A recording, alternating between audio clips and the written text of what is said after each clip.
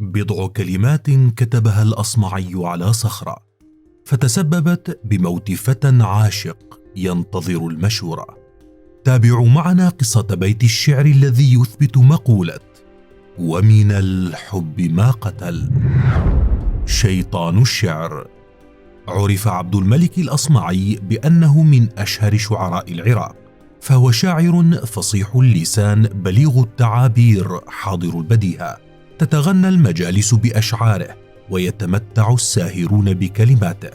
كانت للأصمعي شهرة واسعة، وكان الخلفاء يجالسونه ويحبون منادمته، وقد لقبه الخليفة هارون الرشيد بشيطان الشعر، وهيأ له مجالس ساعدت في أن يذيع صيته في أهم المحافل الأدبية بعصره. كان الأصمعي كثير الطواف في البوادي ليقتبس علومها ويتلقى أخبارها كي يمتع الخلفاء في مجالسهم فيدر عليه الهدايا والعطايا. كذلك كان أكثر أبناء قومه إتقانا للغة، يجيد اللعب على الكلمات والتعابير، وخبير بالشعر وحاضر الذاكرة. الأصمعي يقتل فتى ببيت شعر. في ليلة مقمرة كان الأصمعي في إحدى رحلاته إلى البوادي، فإذا به يلمح صخرة نحتت عليها كلمات بشكل واضح.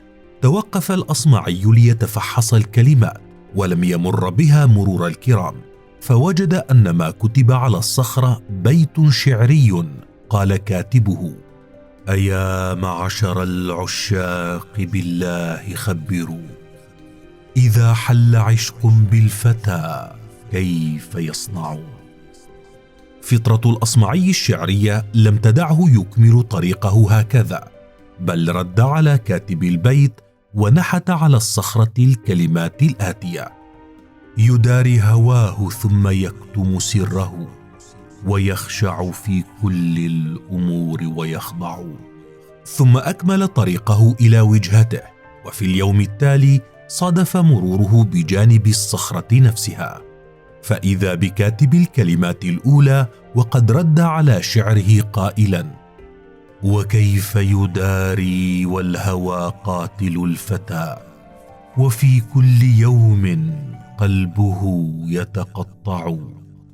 أعجبت اللعبة الشعرية الأصمعي، وتعمد أن يكمل فيها حتى النهاية، فرد على العاشق المجهول الحزين على حبيبته، والذي يبدو أن العشق بلغ فيه كل مبلغ، حتى لجأ يشتكي عشقه لصخرة. فكتب الأصمعي للمجهول ردا قال فيه: إذا لم يجد الفتى صبرا لكتمان أمره، فليس له شيء سوى الموت ينفع. لم يخطر ببال الأصمعي أن ما يكتبه أكثر بكثير من كونه شعر، وأن ما يحدث ليس مجرد لعبة شعرية كما ظن، وأن الكاتب المجهول ينتظر نصيحة بالفعل. ولم يعرف الأصمعي ما تسبب به بيته الشعري الأخير إلا بعد أيام، إذ شاء القدر أن يمر بالمكان نفسه لمعرفة رد المجهول على كلماته. وحين وصل الصخرة صعق بالرد، فقد وجد فتى ميتا على الأرض، ليتبين له أن كلماته كانت كالسهم في قلب هذا الفتى المسكين الذي استمع لنصيحة الأصمعي في أن الموت هو الحل الوحيد لما يمر به، فأنهى حياته آخذا بالنصيحة.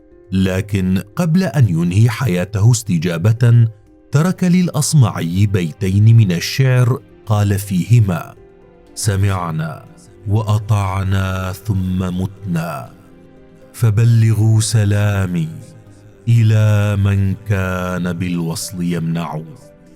هنيئا لأرباب النعيم نعيمهم، وللعاشق المسكين ما يتجرع. هكذا تسبب بيت شعر للأصمعي بقتل فتى لم يعرفه ولم يلتقي به أبدا إلا بعد أن قتله بيته الشعري. ويتداول كثيرون أن هذه القصة هي قصة مقولة ومن الحب ما قتل، الجملة التي قيل إن الأصمعي قالها حين وجد الفتى ميتا أمام الصخرة. ليست هذه هي القصة الوحيدة التي يشتهر بها الأصمعي، إذ اشتهرت قصته مع الخليفة العباسي أبو جعفر المنصور، الذي تحدى الشعراء ذات يوم بأن يأتوه بقصيدة يصعب عليه حفظها ليمنحهم بوزن ما كتبت عليه القصيدة ذهبا، فنظم له الأصمعي واحدة من أصعب القصائد في الشعر العربي، والتي يقول في أبياتها: والعود دندن دنلي، والطبل طبطب طبلي، طب طب طب طب طب طب طب طب طب طبطبلي، والسقف سق سق سقلي، والرقص قد طابئلي، شوى شوى وشاهش على ورق سفرجلي.